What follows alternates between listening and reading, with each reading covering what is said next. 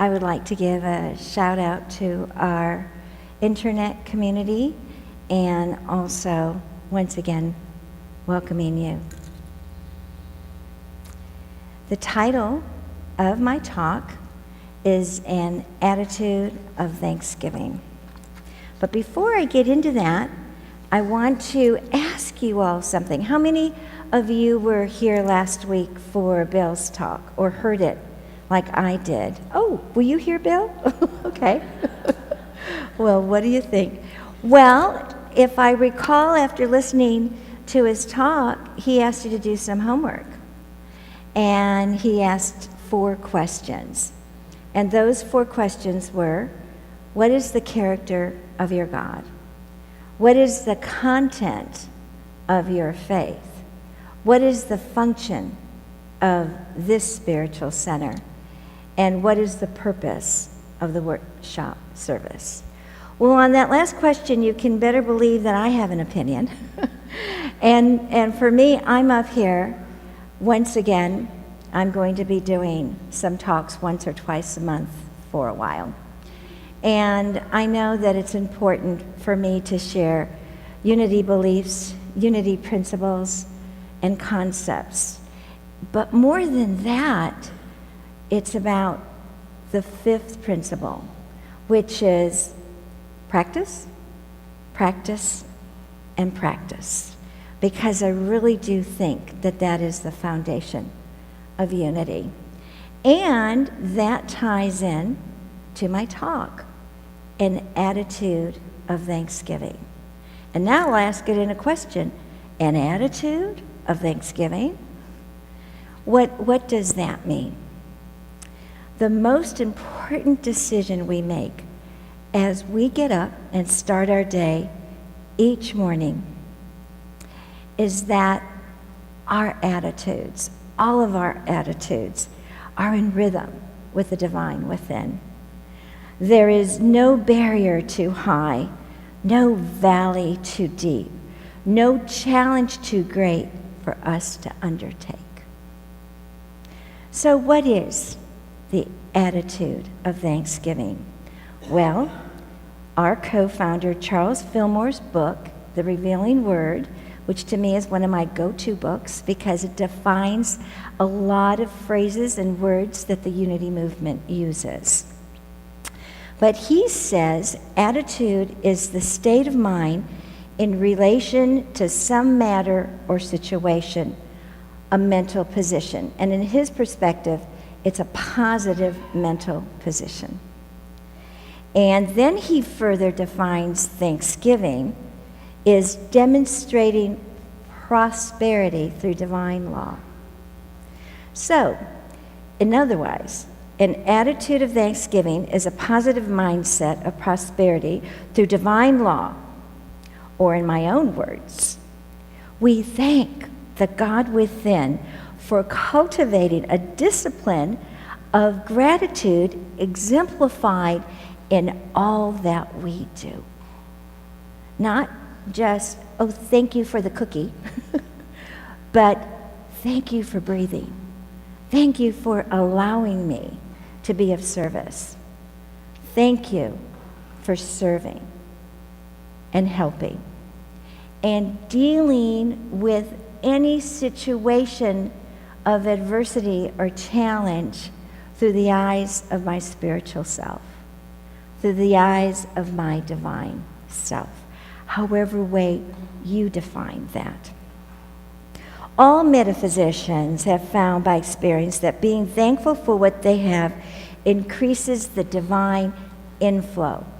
So the more that you're grateful, the more that you be in gratitude, the more energy and inflow of the universe and of the divine, of what comes from you from the center, comes out even more. Gratitude is a great magnet, and when it's expressed from the spiritual standpoint, it is powerfully augmented, increases all those experiences, embraces your ability to step into what is yours, to everything that is yours. from your divine mind. While basic gratitude, thank you very much for the cookie, thank you very much for opening my door, is passively invoked by external events, meaning that you're waiting to get thanks, or you give thanks as a reaction.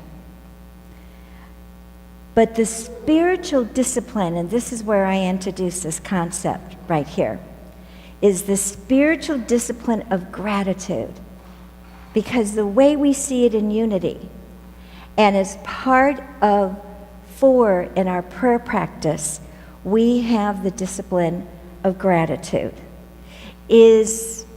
And that discipline of gratitude is intentionally chosen, deliberately trained. You have to train in this discipline. It doesn't come automatically when it's coming from the God of our understanding. And exercise, it's like a muscle. We have to exercise it in all circumstances. It is not dependent on changing conditions. If I get grumpy and I don't want to thank you, or I don't want to thank my husband Augustine, that doesn't count. I thank every circumstance. It is a mindset. You can't walk the road of a spiritual practice, especially here at Unity, and not have a mindset of gratitude. Or any really spiritual, you look at the other faith tradition, New Thought faith traditions, and very much the basis is of thanks. At the end, I'm going to be sharing you some interfaith prayers of gratitude, and you can see it in almost every faith tradition. And this is my favorite sentence of this first slide. A thanksgiving attitude is not waited. You don't wait for a thank you. You don't wait for gratitude, but it's pursued. It's a discipline. You're working at it every day. And I know one of the, you can change slide. One of the most used practices in Unity and in other faith tradition is the gratitude journal. And I will admit that for me to sit down and write everything I'm thankful for, I do say that I am in gratitude very often in my life and every day. But to sit down and write a gratitude journal is not so easy for me. And I was reading about this, preparing for this talk. And one of the studies, I read this really wonderful article, and one of the studies says, you don't have to do it 7 days a week. I mean, many people do. If that works for you, that's fine. But if you're like me, that find it a challenge, they say just sitting down and just writing a few things twice a week is powerful. It's because it's not so redundant. And that if you do it twice a week, it kind of invokes this kind of energy. So I know I'm going to work on seeing if I could do that. So that's just an idea. Our next slide is about quotes. No, the other one. Yeah, that one. And I put these quotes up here because a lot of the discipline of gratitude really ties in with our language. And it really ties in on the words that we use, that we invoke. Because a lot of times we invoke words, negative words, that are really about negativity and not about gratitude. So this is just kind of to give you a little bit of thought. But our first quote is, pain is inevitable, suffering is optional. And that's Buddha. And of course, the Buddhist beliefs have a lot of perspective on this. But for me, what pain is inevitable meant to me is that it's like Hurricane Michael, he hit us, he came and he went, and yes, to some extent, even I, in those first few days, or when I first saw my house, or when I went and I was helping other people, I could see that a lot of what was going on was interpreted as devastation, as pain, etc. But I started to believe, and I'll tell you, by serving other people, by helping the people that I did, it gave me a renewed sense of being thankful and gratitude, that I could do something and I could look at it from a different perspective. The second part of this quote says, suffering is optional. So you may have a challenge, but you don't have to suffer. You may have a situation that you're going through, but you don't have to suffer. You can actually be grateful because you don't know what that situation is going to bring you, because it always brings you something. And I say positive. I say something you can learn of, a message you need, something you need to learn about. The second one is new beginnings are often disguised as painful endings. Lao Tzu. And that one, he's a Chinese, and what he talks about for me, and this is my interpretations, especially through the Thanksgiving discipline, is that, yeah, I mean, my house, like many of yours, was pretty destroyed. It doesn't look, see, that's the deception. It doesn't look like it, but we're going to have to move out at one time for all of their repairs. And I'm going, oh, but I have so much to be grateful for. I didn't have, like many of you probably did, I didn't have water damage inside. I have it all on the walls, but I didn't have it inside. And so the new beginning here for me is that I'm going to be able to get the house in a way that I haven't. I mean, even with whatever haggling I have to do, I have to remember that every day, take every day at a time and be thankful for whatever is coming my way, even if it's from a painful, or what I define as a painful ending, but maybe it's just a challenging ending, or a letting go and letting God. And our last quote that I have up there is, it does not matter how slowly you go as long as you do not stop. And how often, unity principle 5 again, practice, practice, and sometimes we stop, and it's so hard to get back.